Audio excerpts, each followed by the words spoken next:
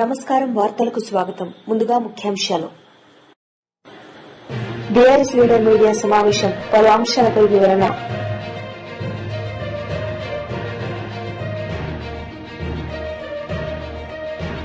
మాజీ మంత్రి అంబటి రాంబాబు మీడియా సమావేశం, పలు అంశాలపై వివరణ.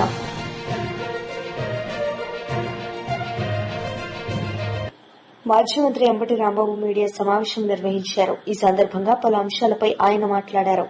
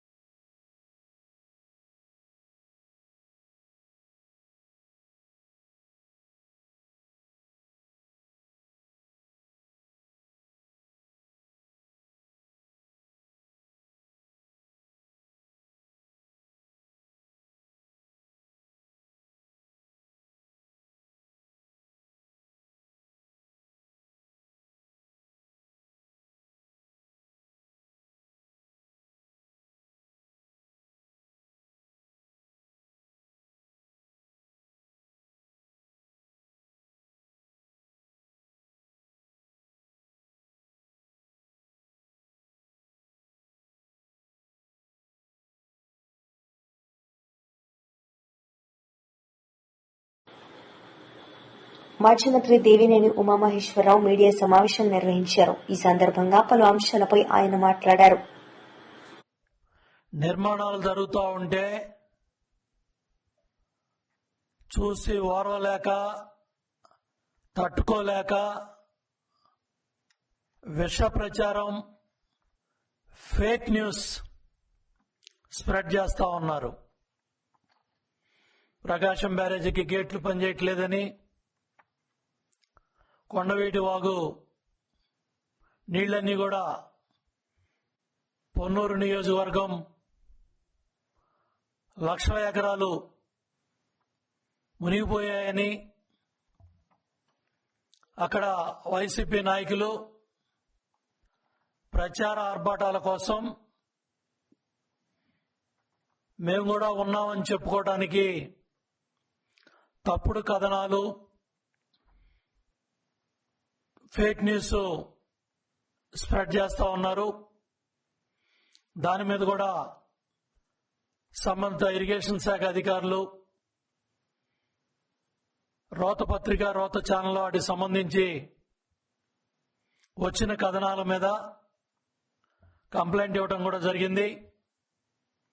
అట్లాగే గవర్నమెంట్ ఫ్యాక్ట్ చెక్ లో కూడా ఇవన్నీ కూడా ఎక్కడో 100 కిలోమీటర్ల పైగా ఉన్న ప్రాంతంలో వాగులో వచ్చిన వాగు పొర్లిపోయిన ఖమ్మంపాడు ఏరియాలో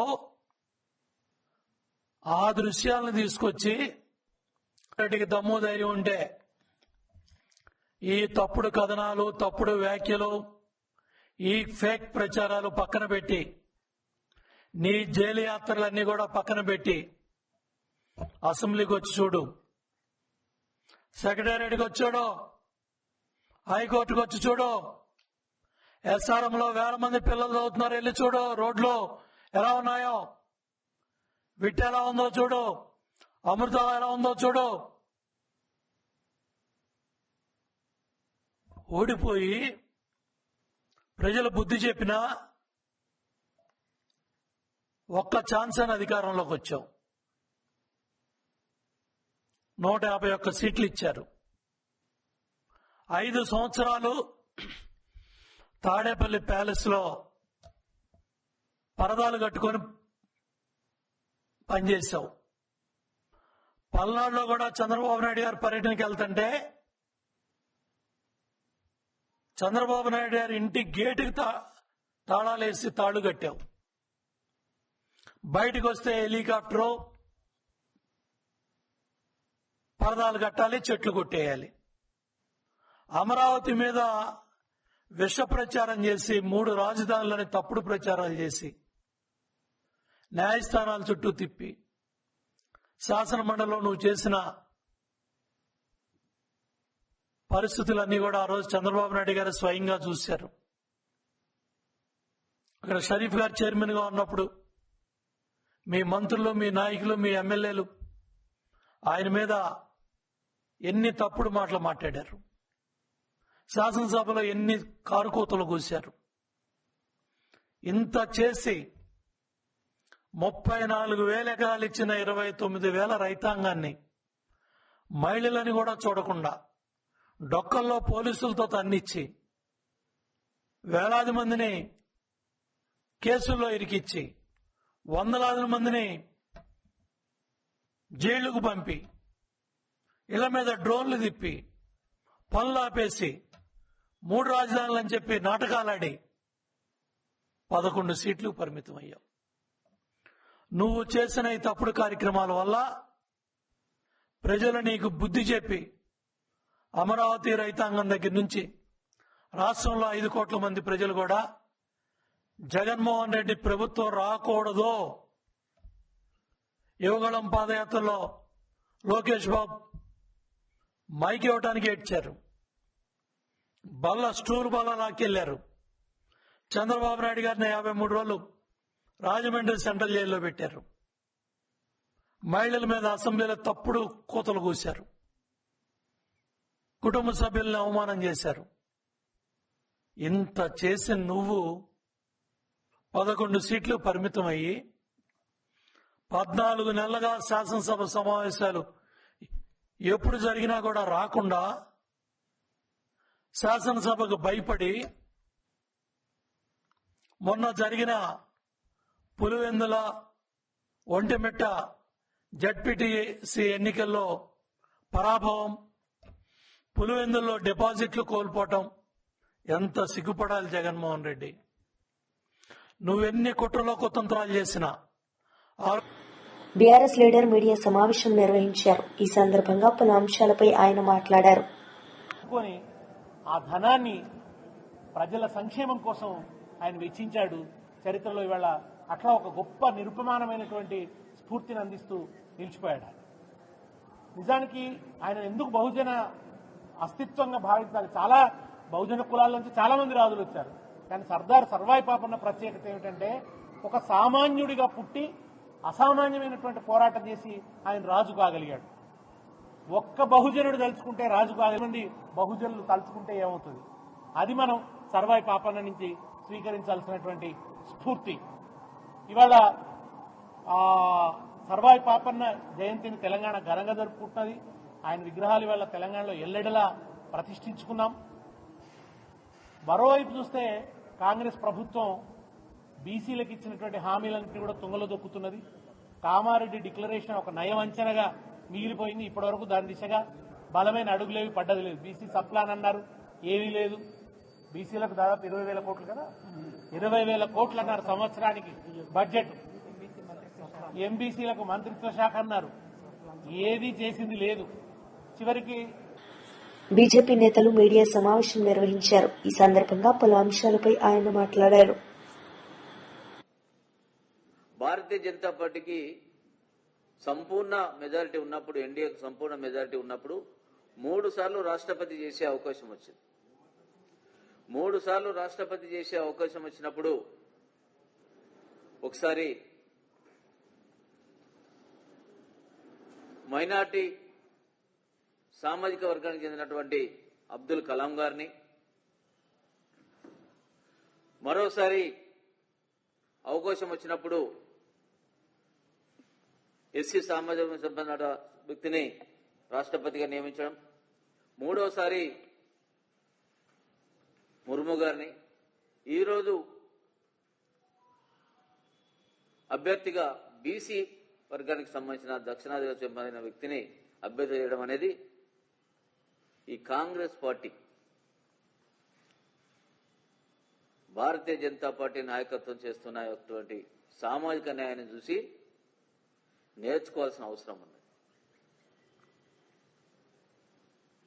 బట్టగాల్సి మీదేసినట్టు ఓట్ల కోసం, సీట్ల కోసం తపన పడే కాంగ్రెస్ నేతలారా ఆలోచించండి.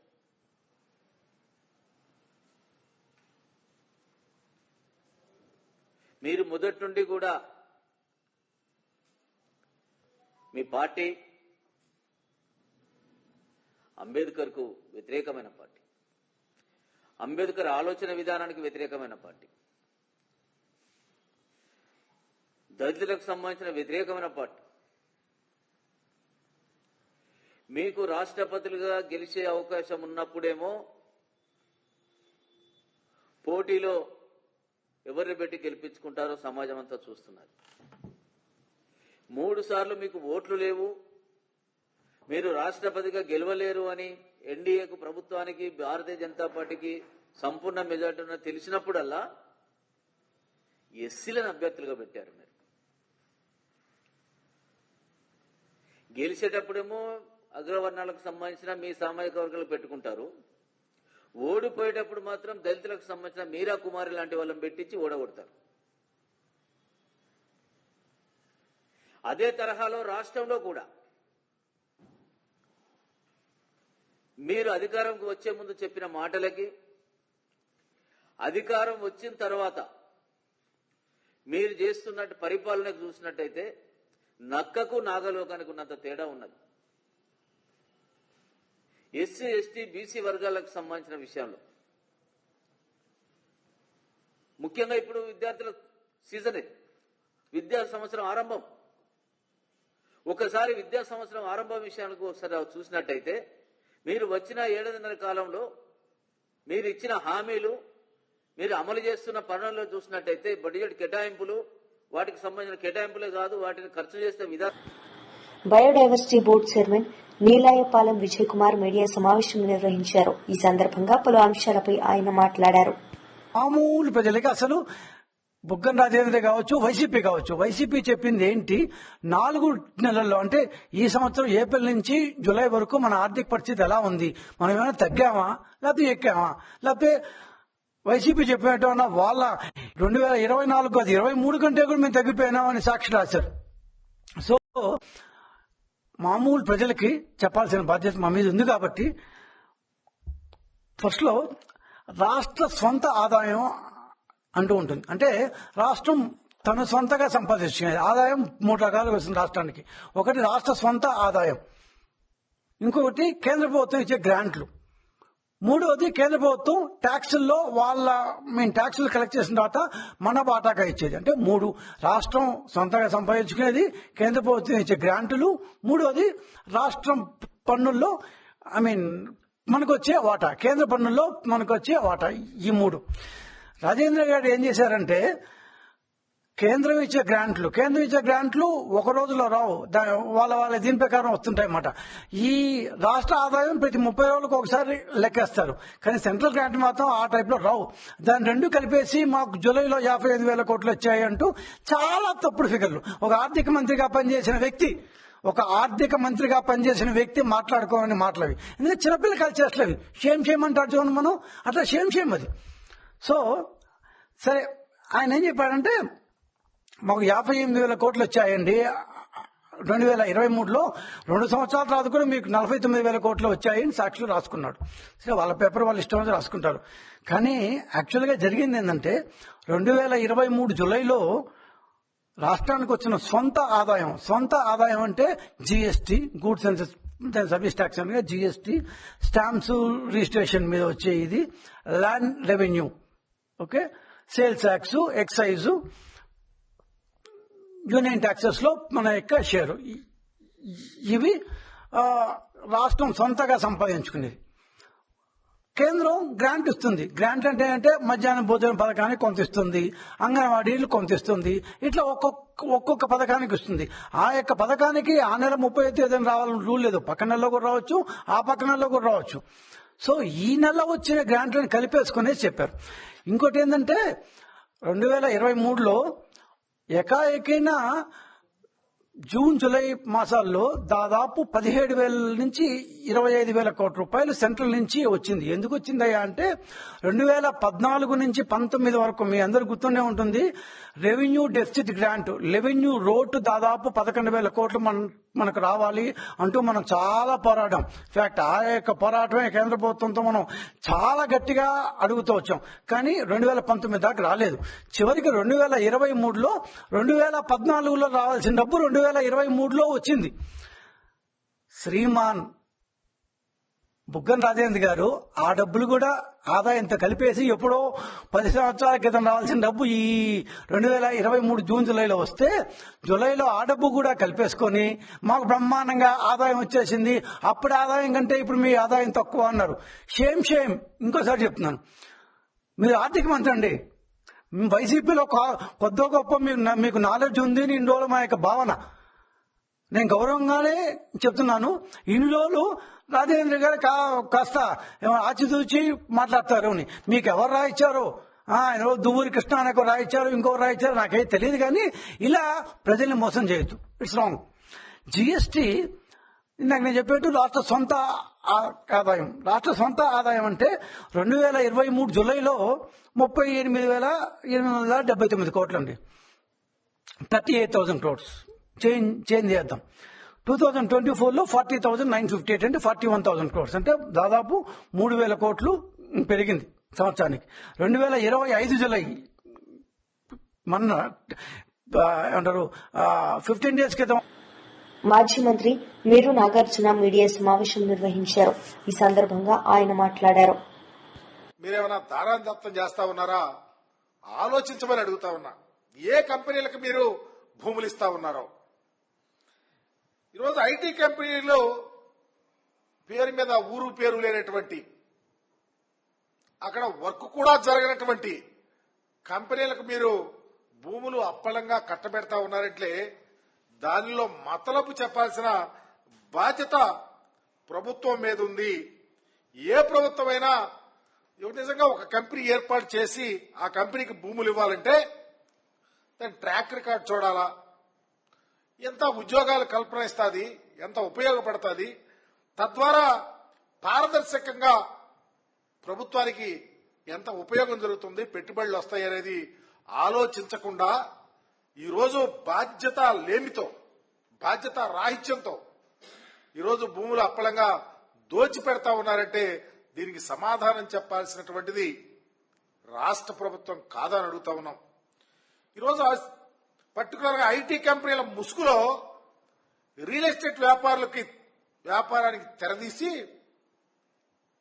ఎకరా 99 పైసలకు ఇస్తా ఉన్నారంటే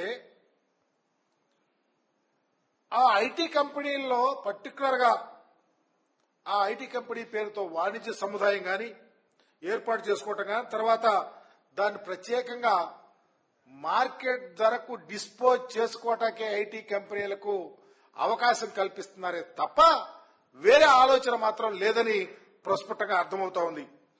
దీనికి తెలివిగా ఒకటి ఏం చేశారు, లిఫ్ట్ అనే పేరుతో ఈ విలువైన భూములన్నిటినీ పందేరం చేయటానికి ఆస్కారం కల్పించారు. ఆ లిఫ్ట్ అంటే land incentive for tech hubs అని, దీని పేరు మీద అప్లై చేసుకోవటానికి అవకాశం ఐటీ కంపెనీలకు ఇవ్వటం. ఇది చరిత్రలో ఎప్పుడన్నా ఏ రాష్ట్రంలో కానీ జరగల. పర్టికులర్ గా ఆంధ్రప్రదేశ్ లో విలువైనటువంటి భూములు, ఉదాహరణకి ఈ రాష్ట్రంలో ప్రెడామినెంట్ గా ఉన్నటువంటి భూముల్ని అవజేసే కార్యక్రమం రాష్ట్ర ప్రభుత్వం తీసుకుంది. ఆ కార్యక్రమంలో భాగంగానే 1-2 కొంచెం పేరున్నటువంటి కంపెనీలు తీసుకోవటం, ఆ ముసుగులో అసలు కంపెనీలు ఉన్నాయో లేవో తెలియనటువంటి వారికి అలాట్ చేయడానికి కూడా ముందుకొచ్చినటువంటి పరిస్థితిలో భాగమే విశాఖపట్నంలో వర్షా కంపెనీకి భూములు అలాట్ చేయాలనుకోవటం. ఎప్పుడు వర్షా కంపెనీకి స్టాండర్డ్స్ లేవని తెలిసి ప్రజలంతా గగ్గోలు పెడతా ఉన్నారో అప్పుడు వెంటనే లిఫ్ట్ ని ఇన్వాల్వ్ చేసి తద్వారా దీని ద్వారా భూముల్ని కేటాయించే కార్యక్రమాన్ని ఏర్పాటు చేశారు. అసలు వర్షా కంపెనీ లాంటి సత్తా లేనటువంటి కంపెనీలకు మీరు భూములు పందేరం చేస్తా ఉంటే రాష్ట్ర వ్యాప్తంగా ఉన్నటువంటి ఖరీదైనటువంటి భూములను కొల్లగొట్టాలని ఒక ఆలోచన తప్ప వేరొకటి లేదు. ఎందుకంటే మా ప్రభుత్వంలో మేము చూసాం, చాలా ప్రెస్టేజియస్ గా ఎవరికన్నా భూమి ఎలా చేయాలంటే దాని యొక్క స్టాండర్డ్స్ ఏంటి, దాని యొక్క పరిస్థితి అన్ని పరిశీలన చేసి ఆలోచించి పరిగణలోకి తీసుకున్న పరిస్థితి చూసాం. ఉదాహరణకైతే వార్తలు ముగించే ముందు ముఖ్యాంశాలు మరోసారి. బీఆర్ఎస్ లీడర్ మీడియా సమావేశం, పలు అంశాలపై వివరణ.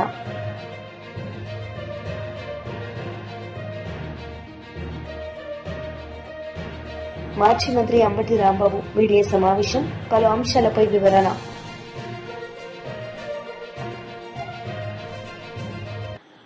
ఈ వార్తలు ఇంతటితో సమాప్తం. తిరిగి ప్రసారమయ్యే వార్తల్లో మళ్లీ కలుద్దాం. అంతవరకు సెలవు. నమస్తే.